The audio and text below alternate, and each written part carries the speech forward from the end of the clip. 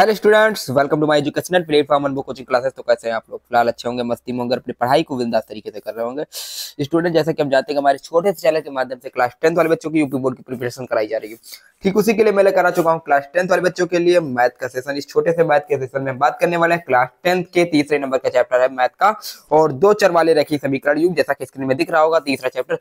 हमें इसी अपने छोटे चैनल के माध्यम से हमने पहला चैप्टर वास्तविक संख्या और दूसरे चैप्टर बहुपद की थे, तो सारे एमसीक्यू हमने कर लिए हैं। उसके बाद हम आज करा चुके हैं क्लास 10th के तीसरा चैप्टर दो चर वाले रैखिक समीकरण युग। इसके भी हम सारे एमसीक्यू करने वाले हैं इस छोटे से सेशन के माध्यम से। तो देख लीजिए, हमारा पहला क्वेश्चन आपकी स्क्रीन पे दिख रहा है कि दो चर एक्स वाई में रैखिक समीकरण ax plus B Y plus C is equal to 0 के वास्तविक संख्याओं के समुच्चय में कितने हल होंगे। तो ऑप्शन नंबर ए है 1, बी है 2, सी है 3 और डी है इनमें से कोई नहीं। तो आंसर आपका डी ऑप्शन सही हो जाएगा, यानी डी ऑप्शन बिल्कुल सही हो जाएगा, इनमें से कोई नहीं। यानी एक चर एक्स दे रखा है, वाई में रैखिक समीकरण के दो संख्या समुच्चय कितने हल होंगे, तो उनके कोई भी हल नहीं, मतलब क्या होगा, समुच्चय में कितने हल होंगे, तो इनमें ऑप्शन नंबर डी, यानी इनमें से कोई नहीं है। 1, 2, 3 इनमें कोई नहीं। ठीक, हल मतलब क्या होता है, इनके समुच्चय कितने हल, कितने मान निकलेंगे। ठीक, कोई दिक्कत नहीं, द्विघात समीकरण है नहीं। ठीक, रैखिक समीकरण में कोई हल नहीं होता। ठीक, उसके बाद दे रखा समीकरण युग्म x plus 2y plus 5 is equal to 0 minus 3x minus 6y is equal to plus 1 is equal to 0 के हल हैं। तो यानी के हल कैसे होंगे, तो अद्वितीय हल, अनंत हल, कोई हल नहीं, इनमें से कोई नहीं। तो इसमें हम कैसे करेंगे, इसमें करने के लिए आप लोगों को क्या करना होगा, देख लीजिए। तो इसको करने के लिए हम कर सकते हैं, देखिए a1/a2 is equal to b1/b2।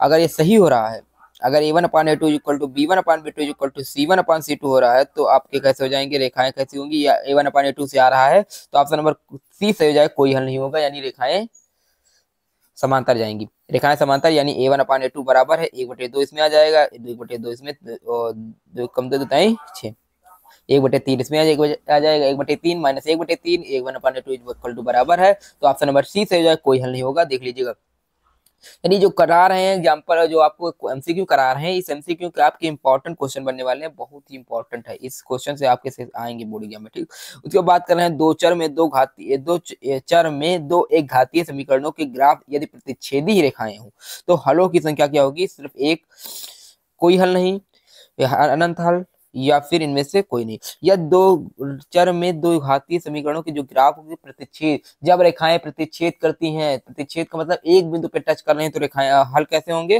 तो हल की संख्या एक होगी। ऑप्शन नंबर ए बिल्कुल सही हो जाएगा। हमने बताया था रेखाएं प्रतिच्छेद करती है, वाले सेशन में लिया था एमसीक्यू वाला। ठीक, तो देख लीजिएगा, उसमें क्या हो जाएगा, सिर्फ एक हल होगा। ठीक, उसके बाद बात करें रैखिक समीकरण युग्म x plus 3y minus 4 is equal to 0, 2x minus 5y minus 1 is equal to 0 है। तो अगला प्रश्न देख रहे हैं, अगले प्रश्न हम देखेंगे क्वेश्चन नंबर इसका चौथे का। तो ये चौथे का अगला प्रश्न खोल रहे हैं, तो क्वेश्चन नंबर चौथे के, हाँ, तो क्या हो जाएगा, अविरोधी होगा, विरोधी होगा, आश्रित होगा, इनमें से कोई नहीं, तो अविरोधी हो जाएगा। क्वेश्चन क्या था, क्वेश्चन हमारे पास था, ये देख लीजिए, तो रैखिक समीकरण युग्म ये है। ठीक, x plus 3y minus plus 4 is equal to 0 तथा 2x minus 5y minus 1 is equal to 0। तो कैसा युग्म कैसे हैं इनके, तो युग्म हो जाएंगे ऑप्शन नंबर ए, अविरोधी।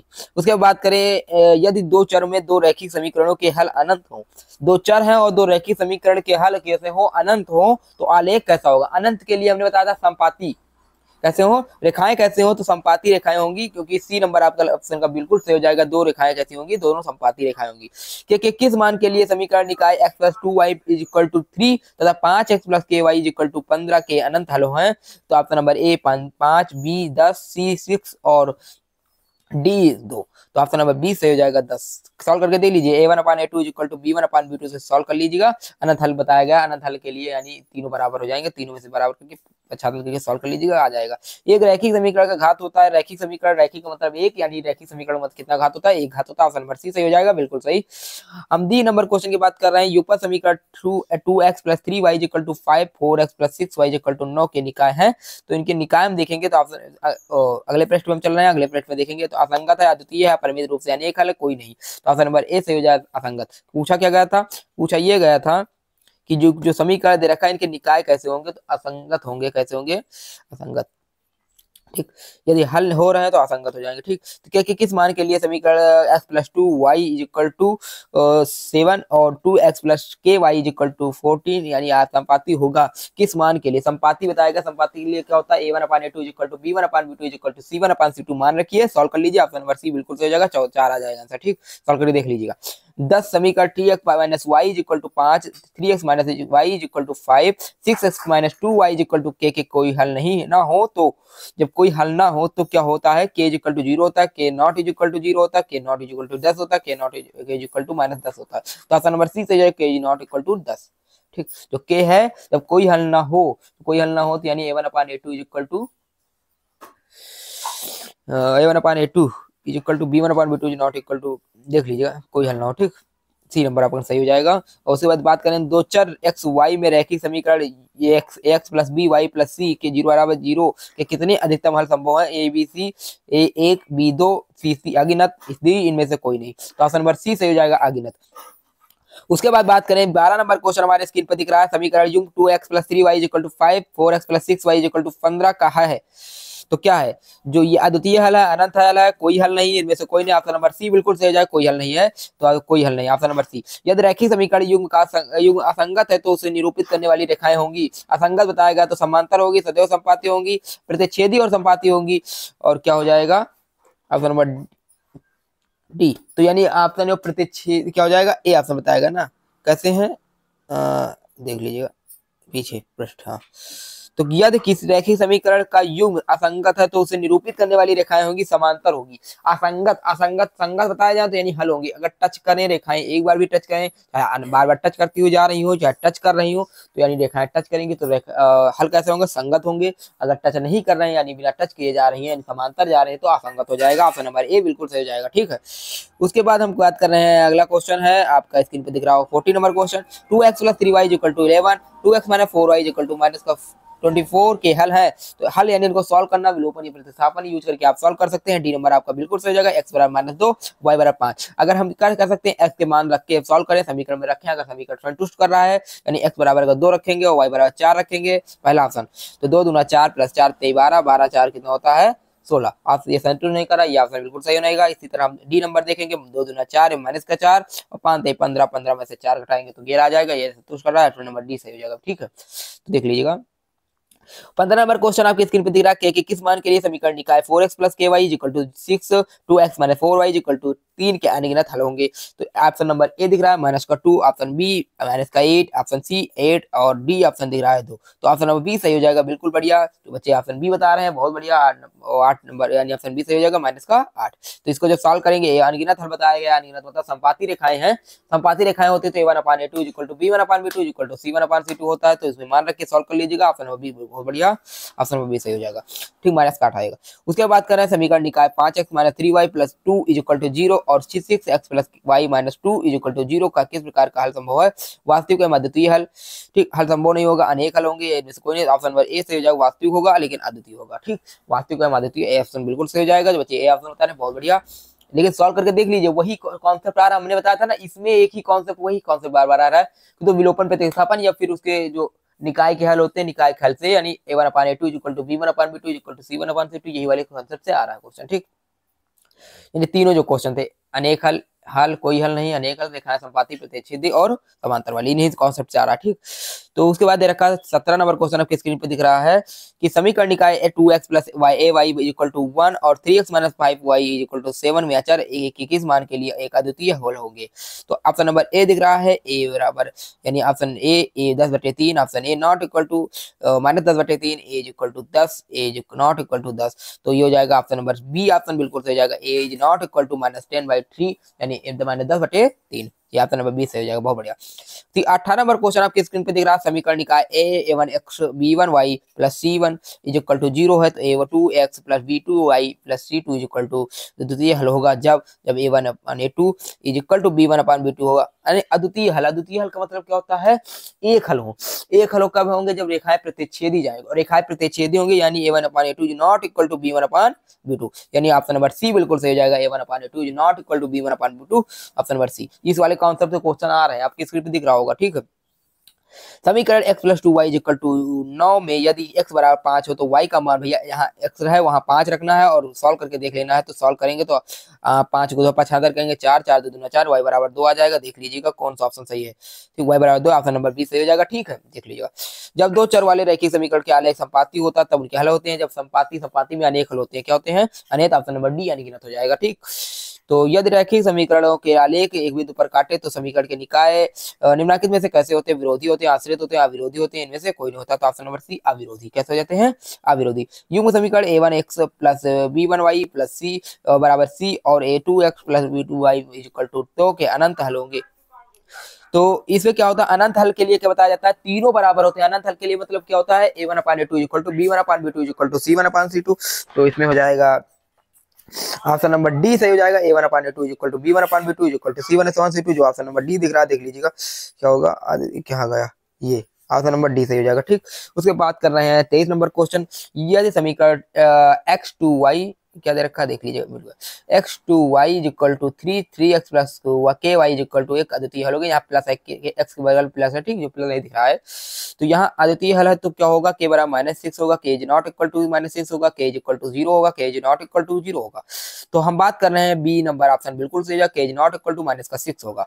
उसके बाद करना है 24 नंबर 24 नंबर का क्वेश्चन आपकी स्क्रीन पे दिख रहा होगा। k किस मान के लिए रेखीय समीकरण युग्म 3ry ये गलत दे रखा हमको लगता है 3 कुछ गलत है, ठीक है, इसमें देख लीजिएगा इक्वल टू 0 है, इसमें 2x प्लस y होगा इक्वल टू 0 2kx। अच्छा kx है ना, ठीक, देख लीजिए 2kx प्लस 7y का एकमात्र हल 1 है तो इक्वल टू 0 तो y बराबर ना, तो इसका क्वेश्चन आंसर क्या सही हो जाएगा? आंसर देख लेते हैं अगले प्रश्न में।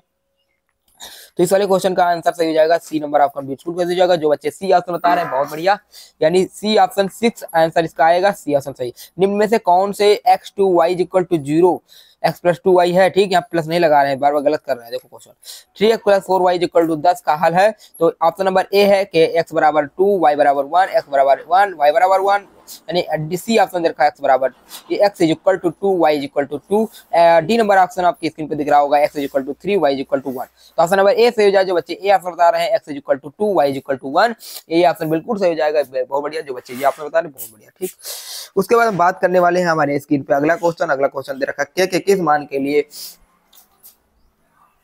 किस मान के लिए समीकरण 3x, यहाँ x होगा भाई,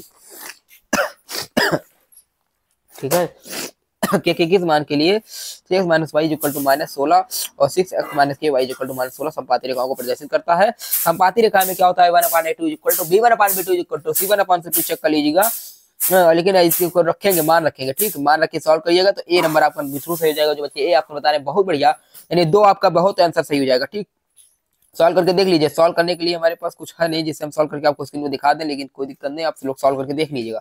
जहां ना है कमेंट बॉक्स में कमेंट कीजिए, हम आपको दिखा देंगे, ठीक। उसके बाद देखिए 27 नंबर क्वेश्चन आपके स्क्रीन पे दिख रहा होगा। दो रैखिक समीकरणों के आलेख प्रतिच्छेदी रेखाएं हैं, जब रेखाएं युग्म क्या होगा?